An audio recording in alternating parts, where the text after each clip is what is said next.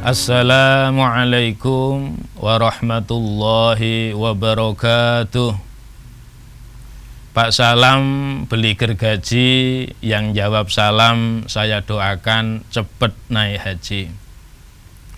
Alhamdulillah, alhamdulillahi rabbil alamin, wabihi nasta'in ala umurid dunya waddin.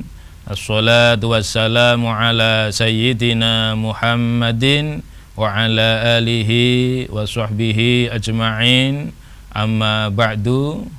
Saudara pemirsa yang ada di rumah dan di mana saja berada, sampai jumpa lagi dengan acara Mutiara Iman bersama saya Ali Ma'ruf atau Kiai Gayeng Semarang. Di sini kami akan membawakan sebuah tema, yaitu manfaat takwa. Saudara Kompas TV rahimakumullah, manusia mau melakukan sesuatu itu kalau tahu manfaat untuk dirinya.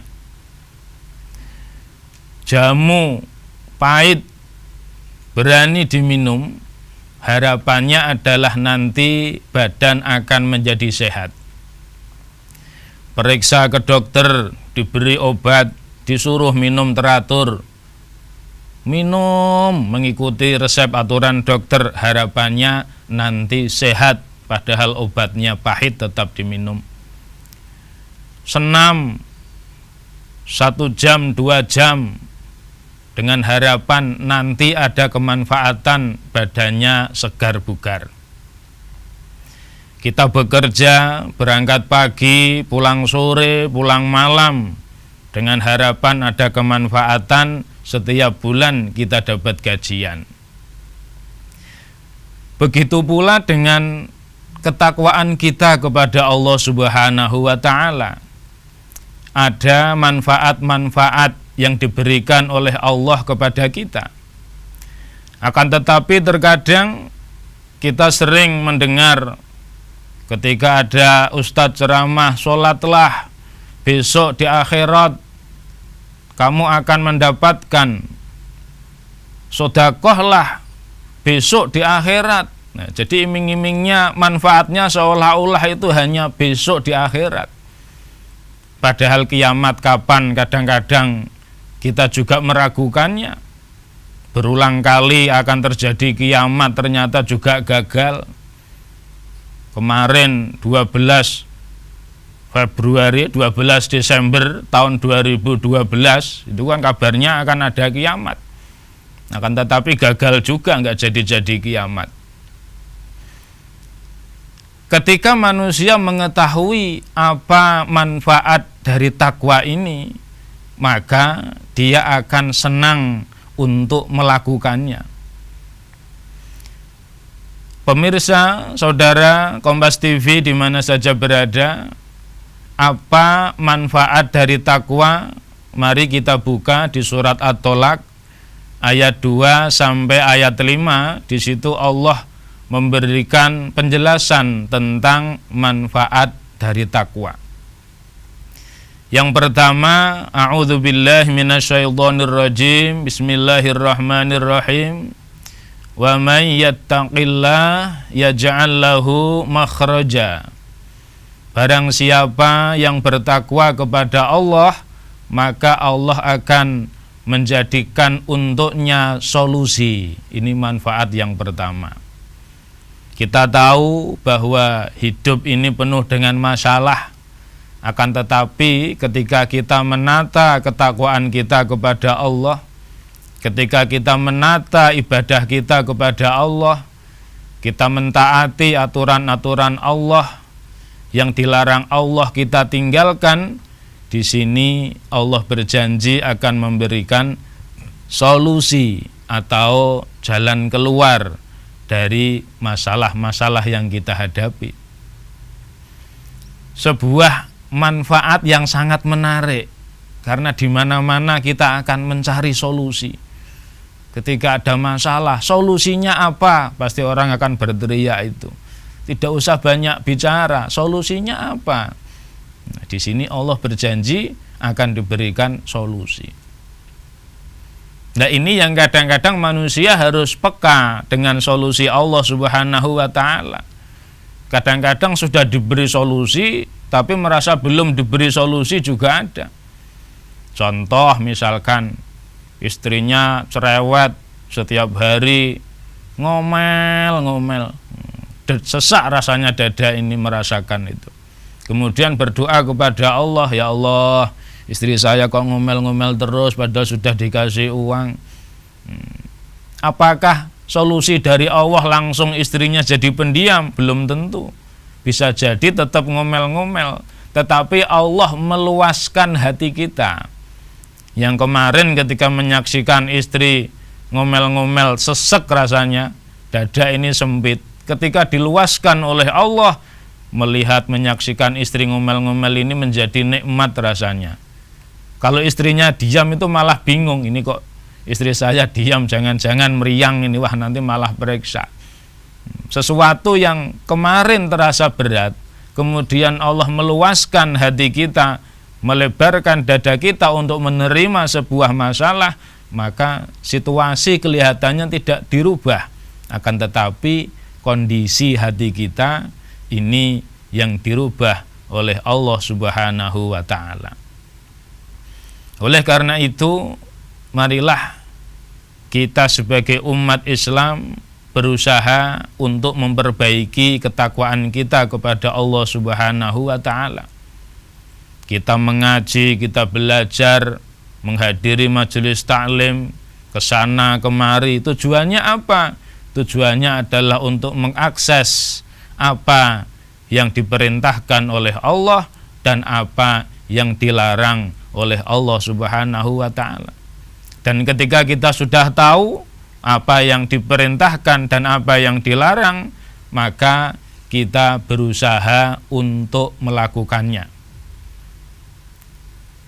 Hadirin pemirsa di mana saja berada, saudara Kompas TV, jangan kemana-mana, tetap bersama saya dalam acara Mutiara Iman.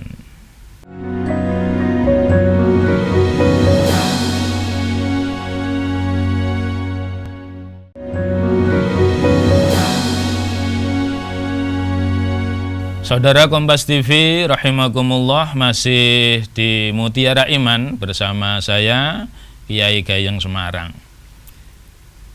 Manfaat berikutnya dari takwa dilanjutkan ayat tadi adalah wa yarzuquhu min haitsu la yahtasib.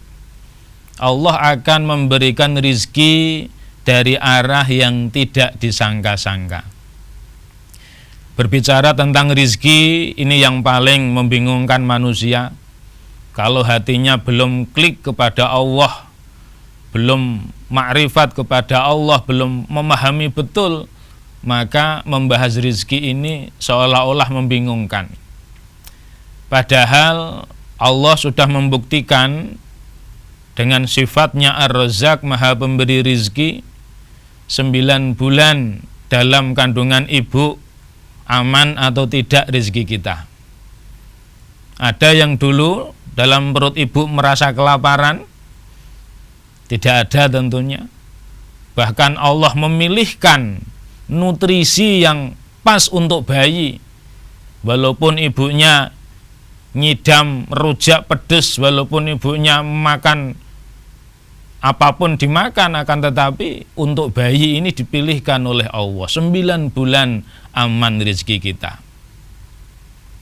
Lahir, Allah tahu pencernaannya belum kuat, giginya belum tumbuh, disiapkan ASI oleh Allah Subhanahu wa ta'ala, air susu ibu, gizinya paling lengkap, dibawa kemana-mana praktis, tidak akan ketinggalan ASI itu.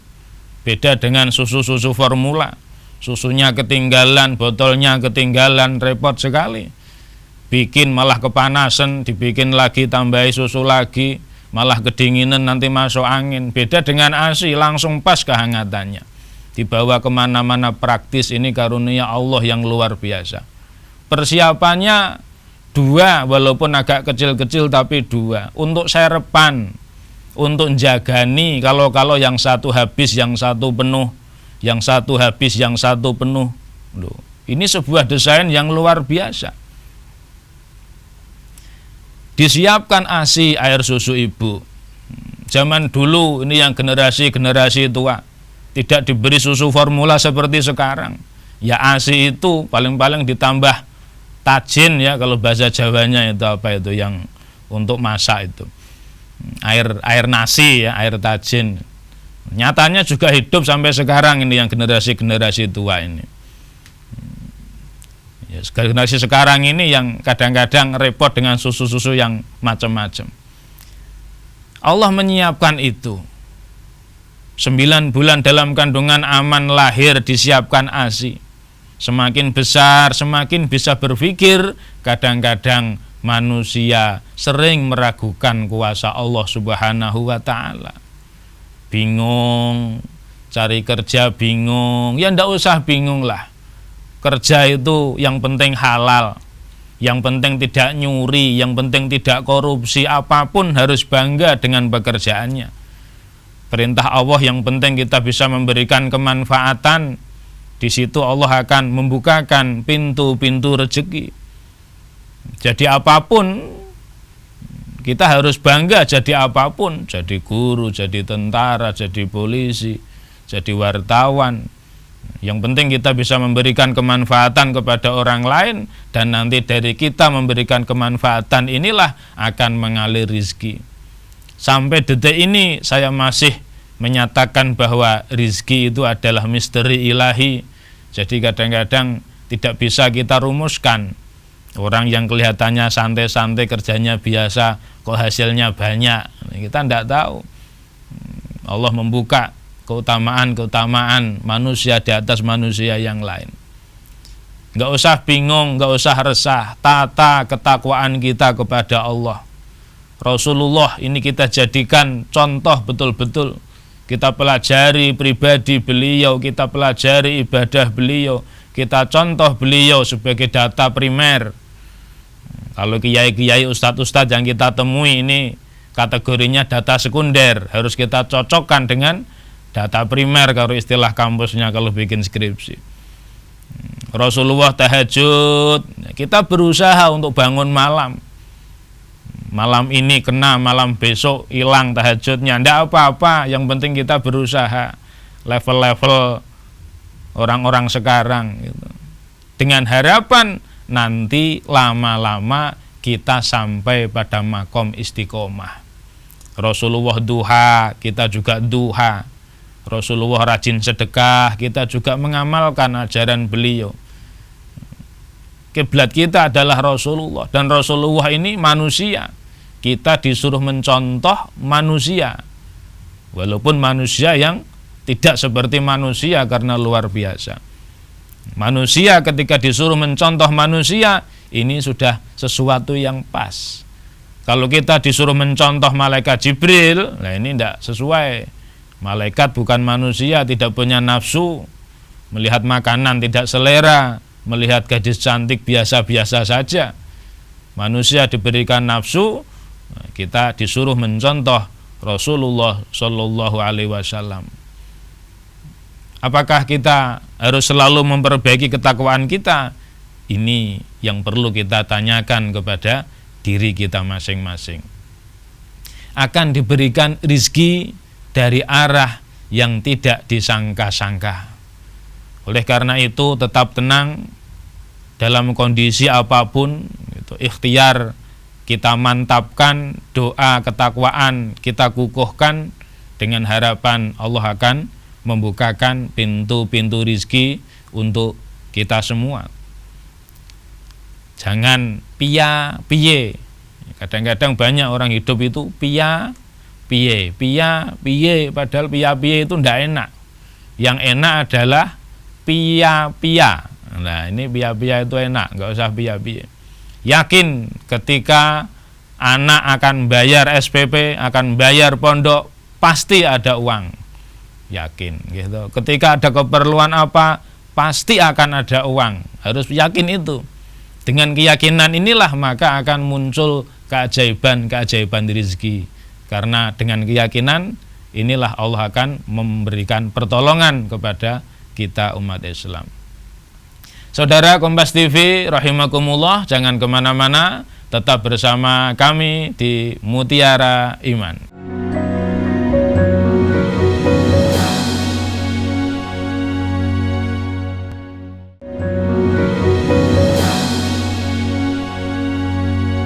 Saudara Kompas TV, masih di Mutiara Iman bersama saya Ali Ma'ruf, Kiai Gayeng Semarang.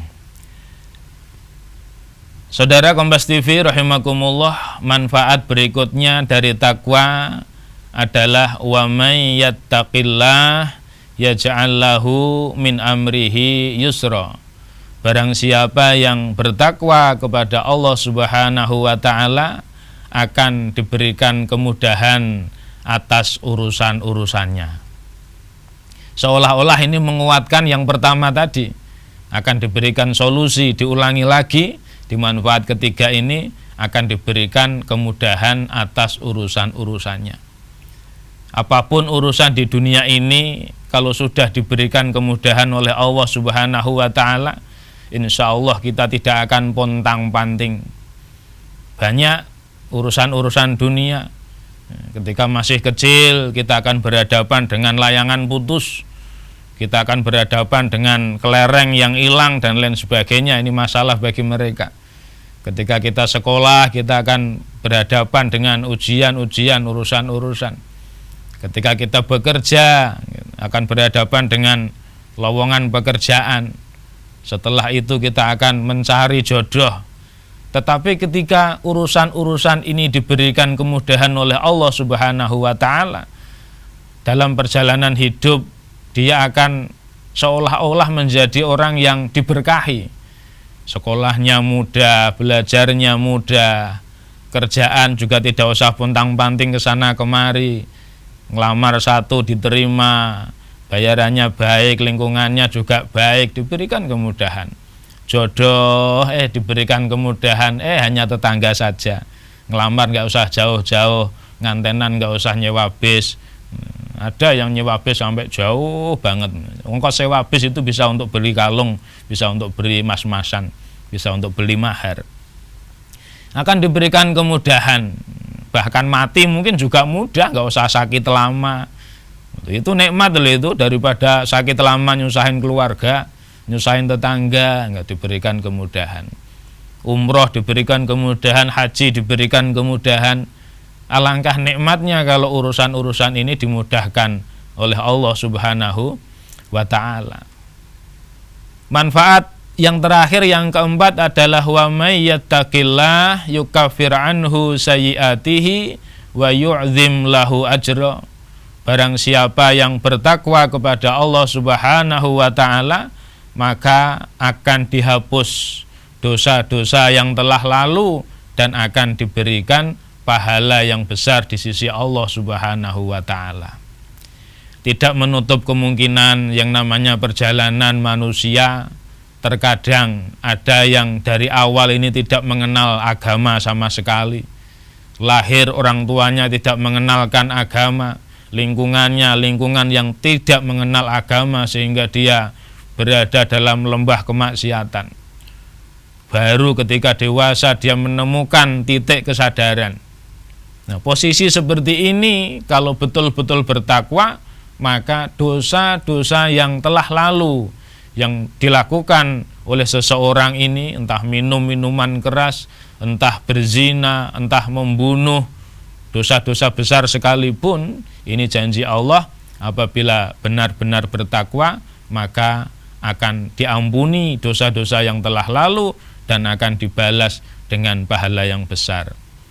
Ini senada dengan hadis dari Rasulullah SAW, ittaqillaha haitsuma kunta wa'ad bi'is sayyi'atal hasanata tamhuha wa khaliqin nas bi khuluqin hasan. Bertakwalah kepada Allah di mana saja berada dan iringi perbuatan buruk dengan perbuatan yang baik, maka Allah akan memberikan balasan yang baik. Dan berakhlaklah kepada manusia, maka akan dihapus dosa-dosa yang telah lalu. Ini senada dengan hadis Rasulullah Shallallahu Alaihi Wasallam. Saudara Kompas TV rahimakumullah, 4 manfaat ini adalah sesuatu yang menurut saya sangat layak untuk kita pertimbangkan. Sebuah iming-iming dari Allah Subhanahu wa Ta'ala bahwa tidak hanya besok di akhirat ketika kamu bertakwa, wahai hambaku, besok di akhirat akan aku balas, akan tetapi di dunia ini kita juga bisa merasakan efek ataupun manfaat dari kita bertakwa kepada Allah Subhanahu wa Ta'ala. Walaupun terkadang ada orang mengatakan ikhlas dong karena Allah kalau berbuat sesuatu. Ikhlas karena Allah ini adalah menduduki peringkat tertinggi dari sebuah ibadah. Yang pertama, orang ibadah kepada Allah ini lil khauf, karena takut neraka, takut disiksa, takut azab. Kemudian naik kedua adalah lir roja, karena harapan. Saya tak sholat biar disayang Allah, saya tak sedekah biar nanti dibalas 10 kali lipat. Ini adalah karena harapan. Kemudian baru ketika orang sudah membuktikan bahwa ketika dia berbuat baik, Allah memberikan janjinya, dia punya pengalaman-pengalaman tentang kebaikan Allah pada dirinya, Allah menyertai hidupnya, maka baru dia akan bisa ikhlas dalam beribadah. Murni karena Allah, bukan karena ingin dibalas, bukan karena apa-apa. Ini adalah lil mahabbah, karena cinta kepada Allah Subhanahu wa Ta'ala. Jadi jangan kita paksa orang untuk langsung ikhlas. Kita mengalami sebuah proses dalam beribadah kepada Allah Subhanahu wa Ta'ala. Nanti lama-lama dia akan ikhlas setelah tadi dia mengalami bukti-bukti bahwa apa yang dilakukan dengan ketakwaannya ini hidupnya dimudahkan oleh Allah Subhanahu wa Ta'ala. Saudara Kompas TV rahimakumullah, sekali lagi mari kita memperbaiki ketakwaan kita kepada Allah Subhanahu wa Ta'ala. Kesimpulan dari pertemuan kali ini adalah tentang manfaat takwa. Yang pertama adalah Allah akan memberikan solusi, yang kedua akan memberikan rizki dari arah yang tidak disangka-sangka, yang ketiga akan dimudahkan urusan-urusan kita, dan yang keempat akan diampuni dosa kita yang lalu dan akan diberikan pahala yang besar di sisi Allah Subhanahu wa Ta'ala. Mari kita tutup dengan doa kafaratul majlis. Bismillahirrahmanirrahim. Subhanakallahumma wa bihamdika asyhadu an la ilaha illa anta astaghfiruka wa atubu ilaih. Semoga Allah memberikan kemanfaatan. Terima kasih atas segala perhatian, mohon maaf atas segala kekurangan. Walafu minkum. Saudara Kompas TV, tetap bersama kami di Mutiara Iman, dan kita akan berjumpa pada pertemuan berikutnya. Wassalamualaikum warahmatullahi wabarakatuh.